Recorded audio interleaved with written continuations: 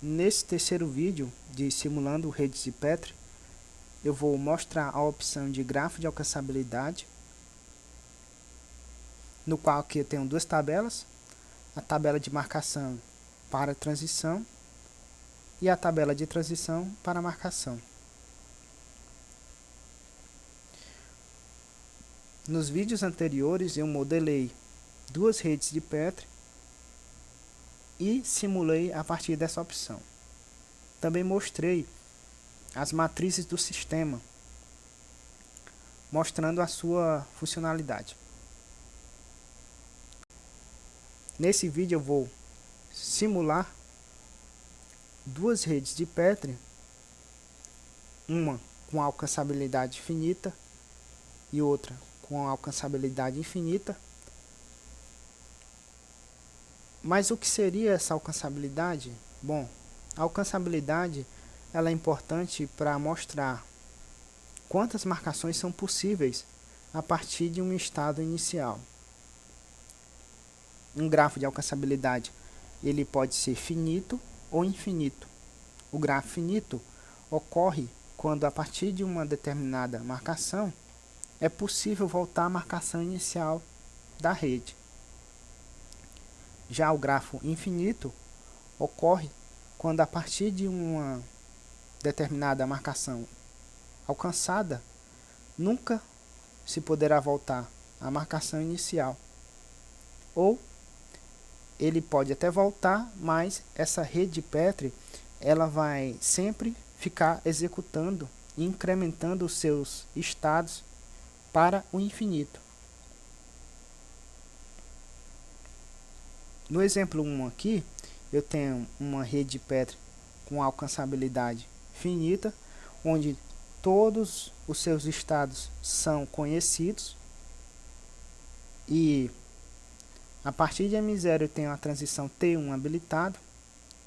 Em M0 eu tenho uma ficha em P1 e 0 fichas em P2, P3, P4 e P5. T1 está habilitado porque o número de fichas que contém em P1 ele é igual ou poderia ser maior do que o peso do arco, para que a transição T1 esteja habilitada. Se o número de fichas de um lugar for menor do que o peso do arco, então essa transição não estará habilitada. Essa é uma condição para que as transições estejam habilitadas. Disparando T1, ele vai colocar uma ficha em P2 e uma ficha em P3, gerando a marcação M1. A partir de M1 disparando T2, eu vou gerar M2, e a partir de M1 vou disparar T3 gerando M3, e a partir de M2 eu terei a transição T3 habilitada. Disparando T3 ele vai gerar M4, e disparando T2 ele vai também gerar M4 a partir de M3. Na marcação M4 eu tenho uma ficha em P4 e uma ficha em P5. Disparando T4 ele vai colocar uma ficha em P1, gerando a marcação M0. Então ele voltou aqui para o começo, para o estado inicial da árvore de alcançabilidade. Então ele é uma rede Petri limitada.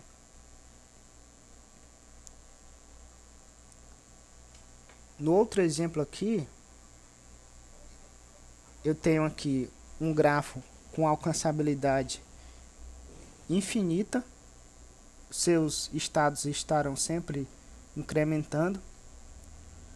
Aqui a partir de M0 eu tenho a transição T1 habilitada, já que eu tenho aqui uma ficha em P2. Disparando T1 ele vai gerar a marcação M1, colocando uma ficha em P1, retirando uma ficha de P2. A partir de M1 eu tenho T2 habilitado. Disparando T2 ele vai colocar uma ficha em P2 e vai retirar uma ficha de P1. E também vai colocar uma ficha em P3, gerando a marcação M2.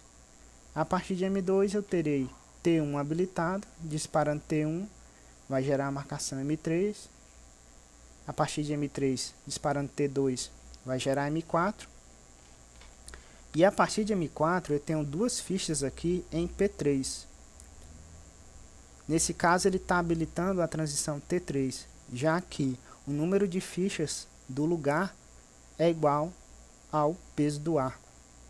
Disparando o T3 ele volta à marcação inicial. Mas nessa marcação aqui eu também tenho a transição T1 habilitada. Disparando T1 ele vai gerar M5. E a partir de M5 eu tenho a transição T3 habilitada. Disparando T3 ele volta à marcação M1. Mas também tenho a marcação T2 habilitada. E assim por diante. Se eu disparar T2 ele vai gerar a marcação M6 e vai para o infinito. Essa rede de Petri é uma rede ilimitada. Sempre ela vai estar executando e sempre vai estar incrementando os seus estados. E nesse caso aqui, para parar essa execução em um programa, tem que se colocar uma restrição em algum lugar aqui, como por exemplo, um limite de fichas para um lugar, para que ele possa parar de calcular as marcações. Nesse caso aqui, por exemplo, essa restrição foi colocada em P3, aceitando até 3 fichas e parar a execução dessa árvore de alcançabilidade. Bom, agora eu vou modelar as duas redes de Petri. Vou começar com o exemplo 1. Aqui eu tenho 5 lugares e 4 transições. Uma ficha em P1.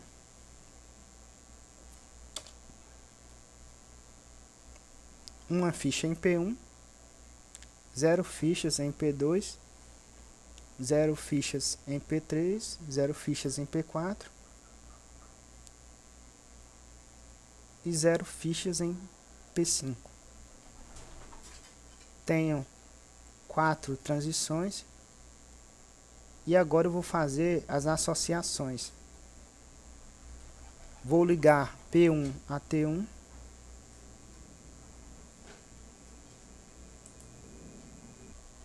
Agora eu vou ligar P2 a T2.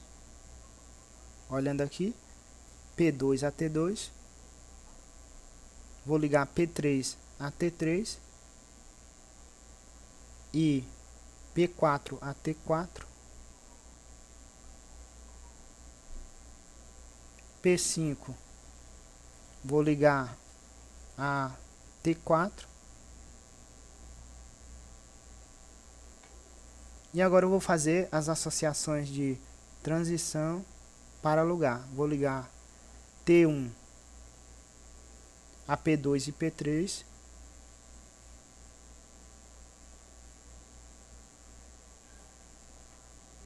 Vou ligar T2 a P4 e T3 a P5.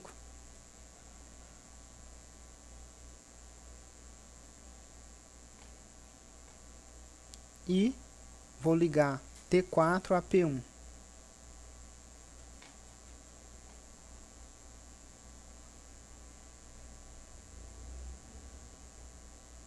Vou clicar aqui e vou gerar a tabela de simulação, as matrizes e o grafo de alcançabilidade. Aqui eu tenho a tabela de marcação para a transição e de transição para a marcação. A partir dessa marcação eu tenho T1 habilitado. Disparando T1, eu alcanço a marcação M1, que é essa daqui. Disparando agora olhando aqui, eu tenho, a partir dessa marcação, T3 e T2 habilitado. Disparando T3 vai gerar essas duas marcações aqui, quer dizer, essa daqui. E disparando T2, ele vai gerar essa outra marcação. E assim por diante. Vai gerar esse grafo aqui de alcançabilidade. Essa opção aqui de quantidade serve para definir um número máximo de fichas para um lugar. Essa aqui é a restrição para uma rede de Petri com alcançabilidade infinita. Com essa opção aqui, eu posso limitar o grafo de alcançabilidade para as redes que tendem ao finito. Então, ela vai parar para uma quantidade 4, 5, 6, 7, 8 e assim por diante. Agora eu vou simular a outra rede. Essa aqui. Eu tenho P1, P2 e P3. E T1, T2 e T3. Em P1 eu tenho 0 fichas. P2, 1 ficha. E P3, 0 fichas. Estou me baseando por essa marcação aqui. Tenho 3 transições. Agora eu vou fazer as associações de P1 a T2. P2, vou ligar T1. P3 a T3.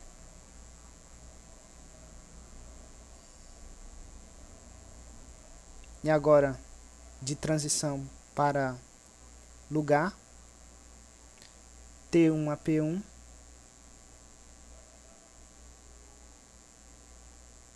T2 a P2 e a P3.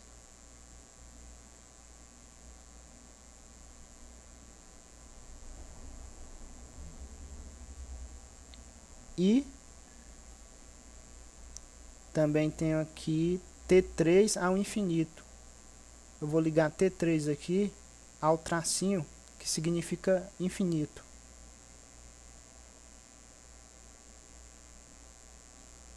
Eu vou gerar aqui, olhar aqui o gráfico de alcançabilidade. Eu limitei aqui a 5.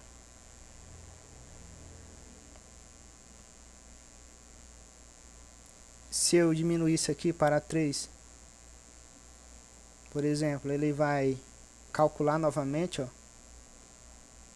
No caso aqui é esse exemplo aqui do grafo aqui, ele limitou a 3, por exemplo, marcação M0, a M0 é essa daqui, eu tenho T1 habilitado. Disparando T1, eu vou gerar a marcação M1, que no caso é essa daqui. A partir dessa marcação, que é essa aqui, eu tenho T2 habilitado, nessa aqui. Disparando T2, eu vou gerar a marcação M2, que no caso é essa aqui. Deixa eu procurar aqui. T2, disparou T2, gerou essa marcação. A partir dessa marcação, procurando aqui, é essa. Eu tenho T3 e T1 habilitado.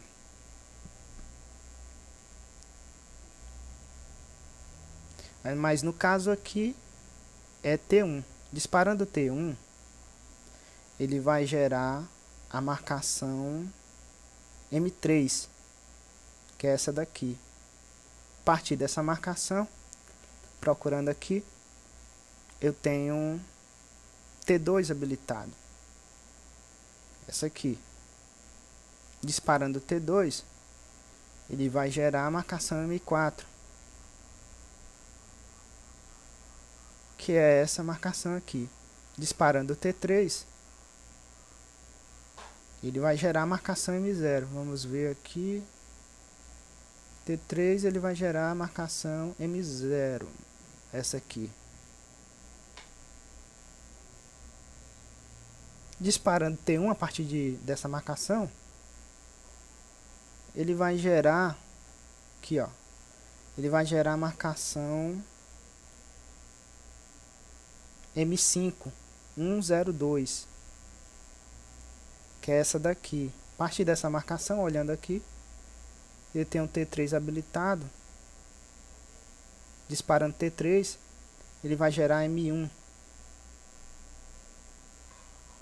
que é 100, essa marcação aqui. Bom, eu também tinha T2 habilitado. Disparando T2, ele vai gerar 013, exatamente essa marcação. Vejam que se eu aumentar aqui a quantidade, ó, 6, ele já vai aumentar aqui o número de transições para marcações, já que essa rede Petri vai para o infinito. E gerou aqui até outra página de marcação para a transição. Se eu colocar aqui, por exemplo, um número absurdo aqui, 50, e vou atualizar o grafo, olha a quantidade de transição para marcação. Um absurdo. Fica até difícil de entender aqui, né? Olhando aqui no console, aqui na saída, eu tenho todas essas transições para marcação e marcação para transição, que foram calculadas pelo sistema. Se eu não colocasse aquela restrição aqui, 50, para uma determinada posição ou lugar, ele nunca iria parar de calcular. Por exemplo, deixa eu ver aqui uma marcação que tem essa restrição, 50, e parou. Aqui, 50. Só vai até 50, só aceita até 50. E aqui no código, eu tenho aqui esse trecho de código aqui para parar a rede Petri quando ela for para o infinito e quando ela for finita. Quando ela for para o infinito, vai analisar se a lista está vazia ou não. Se não tiver vazia, entra aqui no código, vai percorrer a lista de marcação, vai pegar a marcação. A marcação, ela é constituída de lugar e ficha, que eu representei aqui num map. Um map é uma coleção do Java, né? E vai percorrer a lista de lugares, vai pegar a ficha que contém no lugar P0, por exemplo, P1, P2, P3, vai pegar aqui o valor da ficha, vai analisar se a ficha é maior ou igual à restrição, né, que é a quantidade de fichas, que é essa opção aqui, quantidade de fichas.